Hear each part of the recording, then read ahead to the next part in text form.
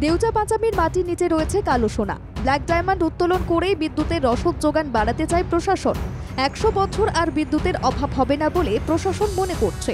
এবার বিপুল সম্ভাবনাময় সেই খনি শিল্পের হাত ধরে দেউচা পাঁচামি, দেওয়ানগঞ্জ, হরিণশিঙ্গায় জীবনযাত্রায় বদলের ছবিটা উঠে এলো বাংলা জাগর ক্যামেরায়। সর্বত্র বইছে খুশির হাওয়া। কথা দিয়ে কথা রাখার ট্র্যাডিশন বজায় রাখতে একদিকে যারা জমিদাতা তাদের চাকরির ব্যবস্থা করছে, আর অন্যদিকে যাদের জমির পর্চা নেই তাদের জমির পর্চা তুলে ধরে চাকরি মেলার পথ করে দিচ্ছে। এবার দেউচা পাঁচামি কোল ব্লক এলাকার আরও 143 জনের হাতে জমির সংশোধিত পর্চা তুলে দিল বীরভূম জেলা প্রশাসন।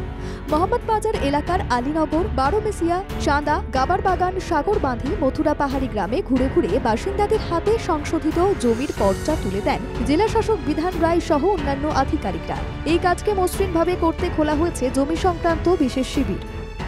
আজকে আমরা 143 খানা এরকম আমাদের জমি সংক্রান্ত যেটা কাগজ, সেটা পর্চা হতে পারে, সেটা রেকর্ড সংশোধন হতে পারে বা কারেকশন হতে পারে অন্য কোনো কাগজে বা ইত্যাদি, এই বিভিন্ন বিষয়ে যে জমি সংক্রান্ত আমাদের সমস্যা ছিল সেইগুলো আবার রিড্রেসড হয়ে তার প্রতিকার করে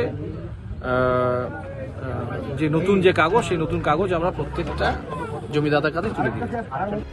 কোল ব্লক এলাকায় মাটি সরানোর কাজ শুরু হওয়ার সঙ্গে সঙ্গে ওই এলাকায় বিভিন্ন শিবির করা হয়েছিল জমি সংক্রান্ত সমস্ত সমস্যা মেটানোর জন্য।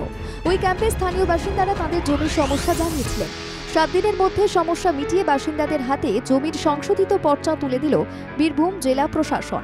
এতদিন জমির কাগজ সংক্রান্ত সমস্যা থাকায় তারা কোল ব্লকে চাকরির জন্য আবেদন করতে পারছিলেন না। এবার থেকে জমির অধিকার পাওয়ায় জমিদাতা পরিবারের সদস্যরা চাকরির আবেদন করতে পারবেন। একথা ভেবে বেশ খুশি তারা। আজকে তাদের নামে পর্চা তৈরি করে মাননীয় ডিএম স্যার এবং তার আধিকারিকরা সমস্ত এসে এই ফুটবল গ্রাউন্ডে, আলীনগর ফুটবল গ্রাউন্ডে তাদেরকে পর্চা বিতরণ করা হলো। তাই শিল্পের হাত ধরে এখন স্বপ্ননগরী হয়ে উঠতে চলেছে দেউচা পাঁচামি। আর্থ সামাজিক পরিবর্তনের দরজা খুলে যাওয়ায় লালমাটির মানুষ আনন্দে সামিল হতে চাইছেন।